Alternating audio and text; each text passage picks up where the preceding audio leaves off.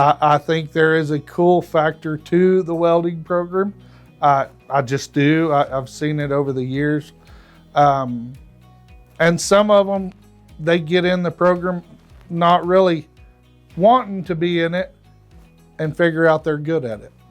And so they stick with it. I think it comes from every direction, honestly. There's lots of reasons.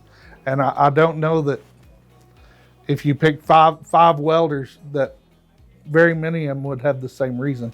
Some people would say money.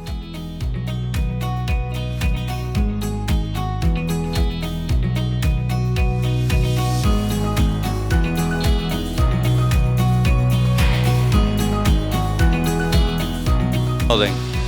Honestly, the certifications, being able to get experience, it's very, how do I put it, very cool to be able to learn how to do this.